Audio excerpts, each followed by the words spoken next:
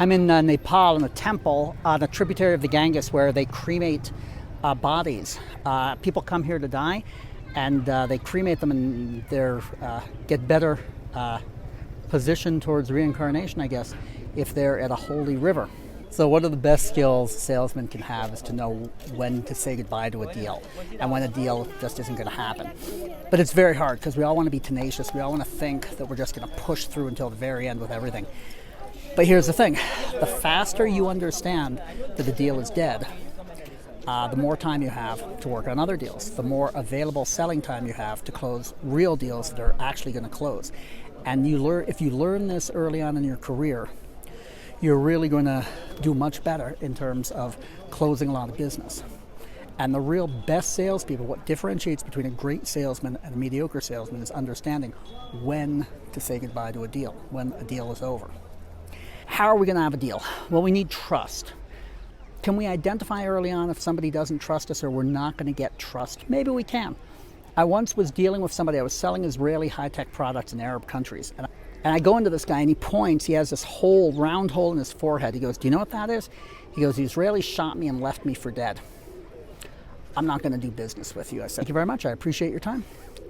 And I walked out because I knew there was no way I was going to get enough trust from this guy to sell him my product. The other element to that is their value. Do they have a need for the product? You have to know that there's value. You have to understand that the customer has internalized or has the possibility of internalizing that there's value. So if you don't think there's value, you're probably not going to be able to convince the customer.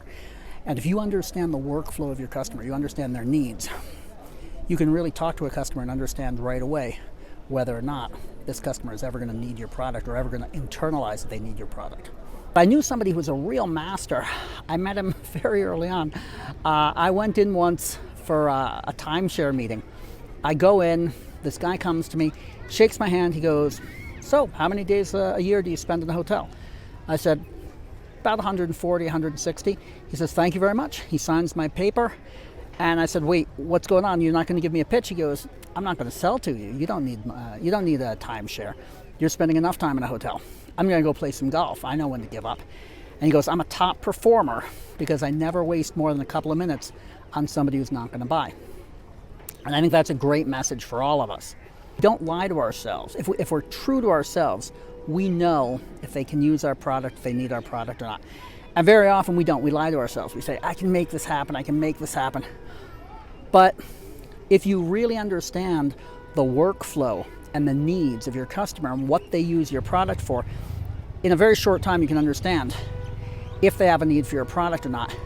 And you can decide there's no way you're going to do this deal, or you can decide this might be tough, there might be a lot of objections, there might be price issues, there might be competition, but I'm going to keep going.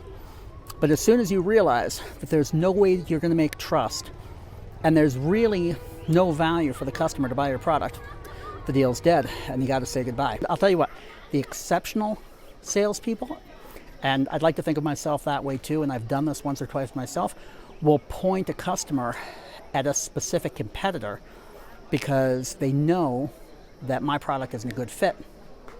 But the competitor might be a good fit today, and maybe in the future the customer is going to buy from me because I helped him out and he's grown into a need that I can serve.